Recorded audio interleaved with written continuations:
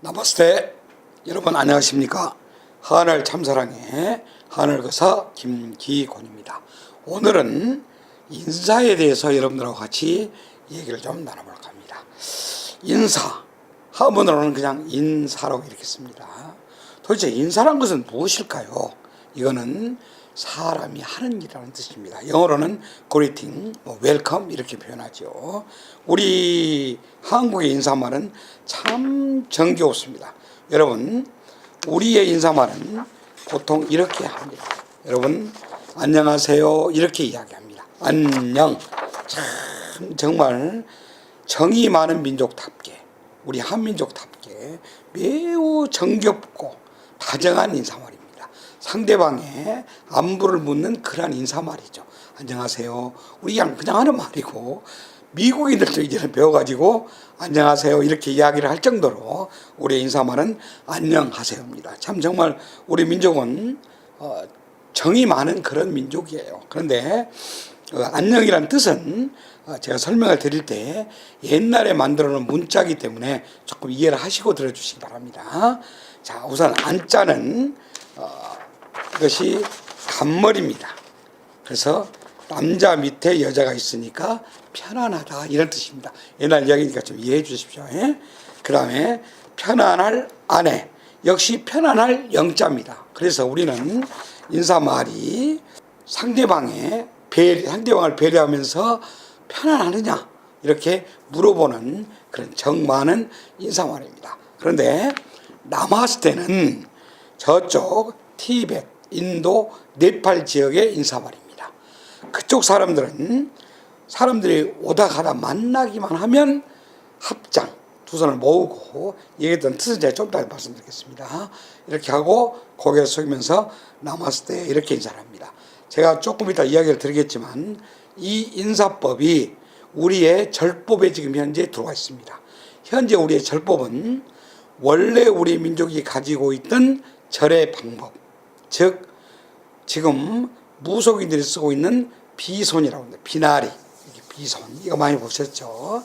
이것하고 그 다음에 인도라든가 네팔에서 들어온 손을 이렇게 합장을 하는 합장 베레식, 유교의 절인 온몸을 꺾어서 하는 절법이 플러스가 되어 있습니다. 하나의 문화라는 것은 다 외국에서 들어오게끔 되어 있습니다. 예를 하나 들어볼까요? 우리가 전 세계적으로 자랑하는 우리의 김치, 우리 것 거의 없습니다. 자, 배추 우리 것 아닙니다. 고려의 역사책에 따르면 송나라 때, 남부 지역에서 가져온 배추를 개량한 것이 오늘날 우리의 배추입니다. 나무 것이죠. 고추 말할 것도 없습니다. 이거 일본에서 가져왔어요. 우리가 아닙니다. 이건. 자, 그 다음에 그러면 배추도 송나라 것, 고추는 일본 것, 우리는 거기다 젓갈을 넣은 정도가 우리 것이에요.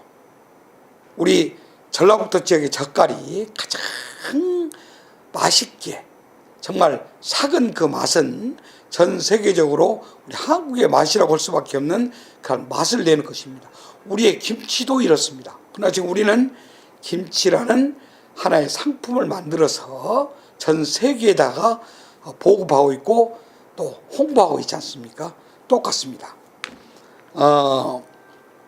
절도 마찬가지로 인도에서 들어온 절법, 우리의 고유한 절법, 그 다음에 중국을 통해서 들어온 절법이 우리가 그 문화가 들어와서 우리가 인정을 하고 우리 걸로 받아들이고 숙성시키면 그건 우리 것이 되는 겁니다. 그래서 차츰차츰 이야기를 시작하도록 하겠습니다. 나마스테는 도대체 무슨 말이냐? 나마스테는 나의 신성이, 당신의 신성, 즉 당신이 가지고 있는 신의 성격을 존중하면서 경배드립니다. 이런 뜻입니다. 참 정말 좋은 말이에요. 나의 신성이, 당신의 신성을 존중하면서 경배드린다는 매우 종교적이고 신성하고 숭고하고 아름다운 의미를 담고 있습니다. 우리의 인사말인 안녕하세요는 상대방을 배려하고 염려하고 안부를 전하는 성격이 강하다면 나마스테는 종교적인 숭고함이 가득한 인사말이죠. 사람을 신으로 보는 그러한 그쪽 사람들의 성품을 나타내는 인사말입니다. 우리는 인사의 특징이 뭐냐면 머리를 숙여 상대에게 최고의 존중을 나타내는 것입니다. 그래서 우리는 두 손을 딱 모으고 이걸 보고 공수 이렇게 이야기합니다. 그리고 항상 머리를 숙여서 이렇게 존중을 나타냅니다. 근데 이게 중국 쪽에서 들어오면서 큰 절이 들어오기 시작했습니다. 즉 나의 모든 것을 꺾어서 어른에게 절을 올릴 때는 큰 절을 하게 됩니다. 이때 우리만의 특별한 말이 있습니다. 자, 이렇게 일어서서 아무 말 없이 그냥 이렇게 절을 하느냐? 절대 그렇지 않습니다. 그럼 뭐라고 얘기를 합니까? 어른을 바라보면서 절 받으십시오. 이렇게 이야기를 합니다. 절을 받으십시오. 도대체 이게 무슨 말일까요? 자, 이 말은 깊은 뜻을 포함하고 있습니다. 이 말은 절을 받으십시오 이 말입니다. 그래서 절을 받으라고 할 때는 반드시 두 손을 모아서 이걸 공수라고 이야기합니다. 모으고 어른도 몸가짐을 앉아서 이렇게 똑바로 하십니다. 그리고 우리는 어르신 또는 아버님, 장인어르신, 장모님 절을 받으십시오. 즉 나를 받으라는 말씀을 드립니다. 나를 받으라. 그리고 나의 온 몸을 꺾어서 머리를 땅에 숙여서 어른에 대한 최대의 존경과 감사를 표하는 우리의 A법인 것입니다. 여러분, 절이라는 것은요, 정말 우리의 절은 세계 어디에 내놔도 최고의 부끄럽지 않는 오히려 자랑스러운 그러한 A범절인 것입니다. 자, 절을 받으십시오. 나를 받으시라고 해서 나를 드리는 이러한 A범절인 것입니다. 또한 이 절의 특징은 돌아가신 분께도 똑같이 올리는 제례에서도 이것을 사용하고 있다는 것입니다. 즉 절은 살아있는 분뿐만이 아니라 돌아가신 분 사후에까지 존속되어 돌아가신 분 역시 존경, 숭배, 감사의 대상이 되고 또한 하늘과 땅, 초자연적인 존재까지도 올리는 숭배의 행위로 이어진 우리 민족의 고유한 절법인 것입니다. 놀랍죠? 자, 이와 같은 절의 행위가 신에게까지 확대될 수 있었던 것은 우리 민족의 심성, 즉 신도, 하나의 살아있는 사람과 똑같은 인격체로부터는 것입니다. 그래서 전 세계에서 유례 없이 우리는 천지 신명이라고도 부르면서 또한 뭐라고 호칭을 하냐면 하느님입니다. 선생님, 아버님, 장모님 하듯이 사람과 똑같은 신을 인격체로 보고 커뮤니케이션, 즉 교통을 한다고 믿었다는 것입니다. 그래서 절도 사람과 똑같이 신에게도 절을 받으십시오 하고 절을 올렸던 것입니다. 그럼 우리 역사에서요, 이 절이라는 기록이 언제 처음에 등장할까요? 우리 문헌에서 살펴보면 절의 첫 기록은 일현스님이 쓴 삼국유사 고조선조에 나오는 당군 신화에서 처음으로 보입니다. 즉 호랑이와 곰이 같은 굴에 살면서 이것은 한 지역에 두 토템족이 동거해서 살았다는 의미입니다. 살면서 사람이 되게 해달라고 신웅, 즉 하느님이신 화농천왕께 사람이 해달라고 빌었다, 이렇게 되어 있습니다. 즉 빌었다는 말, 즉 빌다라는 뜻의 기라는 말이 삼국유사에 처음으로 나옵니다. 고조선조에. 이 기자는 빌 기자입니다. 빈다는 뜻입니다. 참 신기한 것은 복, 종교, 제사, 신, 기, 도 모든 종교적인 행위에는 반드시 옆에 보일 시자가 따라 붙는다는 것입니다. 이건 나중에 제가 자세히 한번 설명을 해드리도록 하겠습니다. 즉, 이 필무로 해서 여자로 한 웅녀가 곰이 여자가 되었다는 우리의 삼국유사 신화가 있다는 것입니다. 신화가. 이 말씀은 곰이 어떻게 사람이 되겠습니까? 곰을 토템으로 한 부족의 왕족인 여성과 하느님으로 웅대를 받았던 환웅 천왕이 결혼이라는 것을 통해서 단군을 낳았다는 것을 이야기를 합니다. 이때 여자로 한 웅녀가 아이를 갖게 해달라고 빌고 원하셨다, 이 기록이 나옵니다. 이때는 주원이라는 말을 씁니다. 빌고 그리고 원했다. 자, 한문을 조금만 좀 쓰도록 하겠습니다. 이렇게 주원이라는 기록이 나옵니다. 빌고 원했다라는 기록이 나오는 거 봐서 아마 우리 절에 대한 문헌상의 첫 기록, 물론 가르쳐 있었겠죠, 당연히. 그러나 문헌상의 첫 기록은 이런 스님이 쓴 삼국유사 고조선교에 이렇게 나옵니다. 근데 원 우리 민족의 절이 현재 우리가 보고 있는 이 큰 절, 즉 세배의 이런 모습이었을까요? 아닙니다.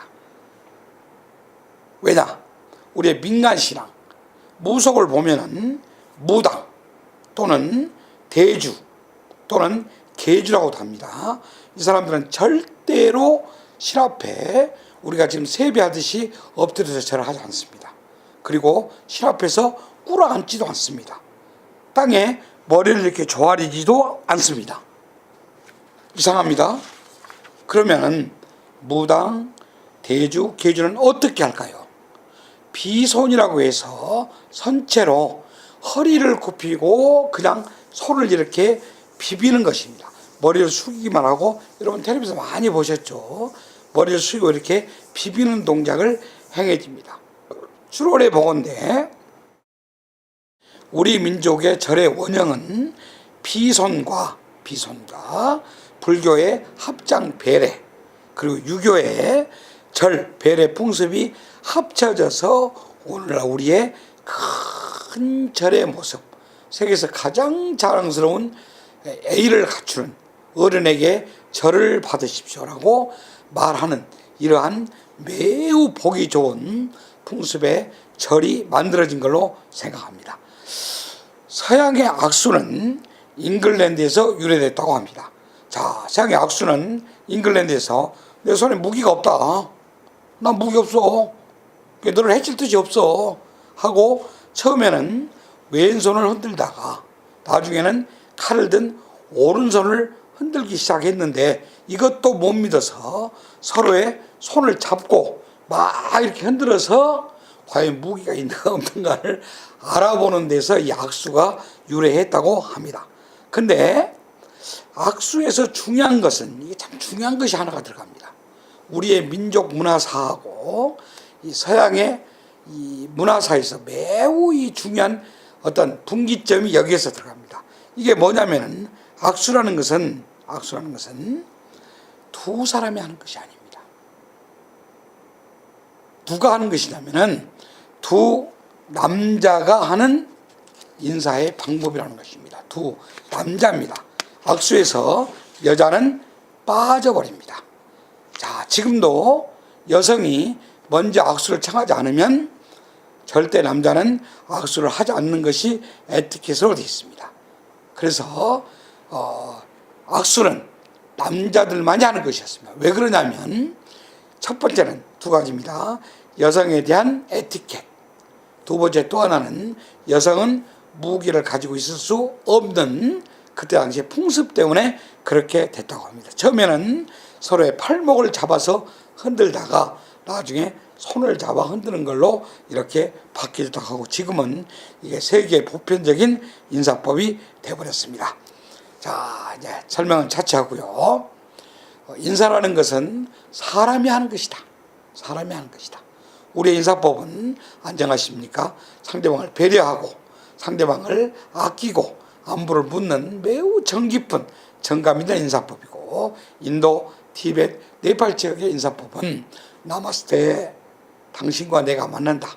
나의 신성이 당신의 신성을 존중하면서 당신의 신성에게 이렇게 배려를 드린다는 이러한 뜻을 가지고 있다는 말씀을 드리겠습니다. 앞으로 저는 우리의 인사법인 안녕하십니까 하는 정겨운 인사법과 인도, 티베트, 네팔 지역 인사법인 종교적인 나마스테를 함께 사용하도록 그렇게 하겠습니다. 감사합니다.